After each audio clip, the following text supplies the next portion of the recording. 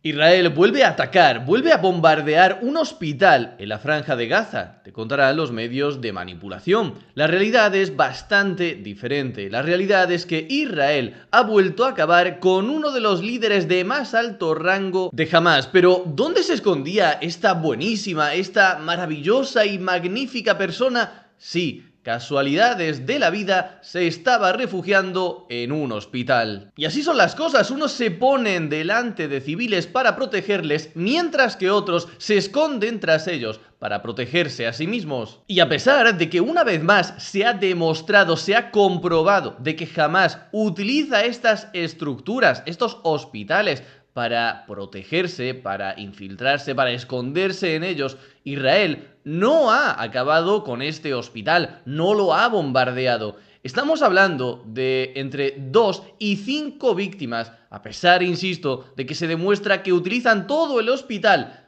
para los intereses de Hamás. Lo que ha hecho Israel, en lugar de lanzar un ataque a gran escala para eliminar a este objetivo, ha sido hacer gala de una inteligencia militar sin igual, averiguar exactamente la habitación en la que se encontraba esta persona y atacarla con armas de precisión para intentar reducir al máximo el número de víctimas. Por eso, a pesar de que Israel acaba de atacar una infraestructura tan sensible como es un hospital, estamos hablando de un número de entre 2 y 5 fallecidos en este ataque, incluyendo entre uno de estas personas al objetivo, al líder de Hamás. ¿Cómo puede ser esta noticia? ¿Cómo lo explicarán aquellos que llevan años diciendo que Israel ataca indiscriminadamente a civiles y que quieren causar el pánico entre la población? Lo que está claro es que el conflicto entre Israel y Hamás en la Franja de Gaza nos deja una valiosa lección sobre la tremenda importancia de la lucha mediática, de la comunicación, de lo que está sucediendo.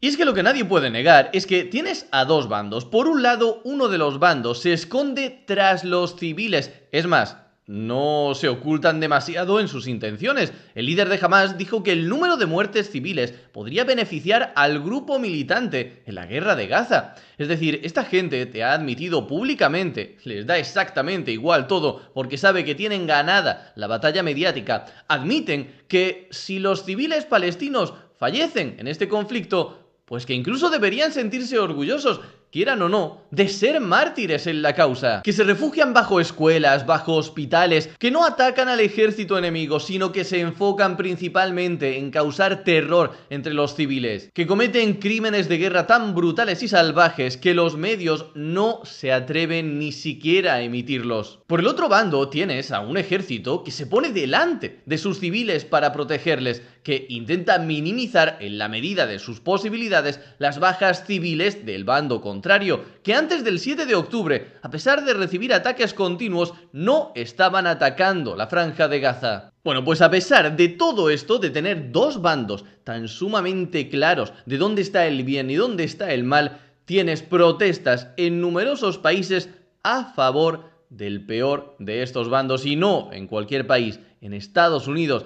Estados Unidos sigue las protestas a favor de la causa palestina en varias ciudades. Jóvenes estadounidenses salen a mostrar públicamente su apoyo con la causa palestina. Esta gente supone el mayor insulto a la inteligencia humana. Su instinto, su sentido de la supervivencia no es que sea cero, es que es negativo. Están saliendo a apoyar a gente que saldrían a celebrar cualquier atentado contra ellos. Poco se habla, por ejemplo, de que únicamente podemos ver a los combatientes de Hamás identificados como tal cuando hay un alto el fuego. En cuanto se acaba el alto el fuego y se reanuda el conflicto, se visten automáticamente de civiles para camuflarse entre ellos, es decir, para poner en riesgo al resto de civiles de esta zona. Poco se habla también de por qué Israel tiene que aceptar estas cifras en los intercambios de rehenes. Por ejemplo, la milicia palestina Hamás liberará este sábado a 6 rehenes israelíes, 6,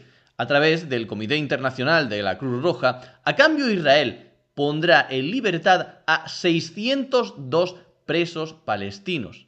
Nadie habla de por qué a Israel se le impone que tenga que liberar a 100 personas por cada uno de los que recupera. Y como digo, la importancia de la batalla mediática es cada vez más grande porque sí, tiene consecuencias. Ya hemos visto que, como Israel pasa por su peor momento a nivel de popularidad internacional, esto tiene consecuencias. Tiene consecuencias porque los líderes de países aliados, a pesar de que sabe, obviamente, no son idiotas, quiénes son los malos y quiénes son los buenos en este conflicto, como tienen a votantes apesebrados, tienen que mantener las formas y a veces incluso actúan contra sus propios intereses, limitando por ejemplo el envío de armas a Israel. Aquí de fondo estáis viendo las evidencias que daba el ejército israelí de lo que se encontraban en algunos hospitales de Gaza, las evidencias de cómo Hamás utiliza estas estructuras que saben que están más protegidas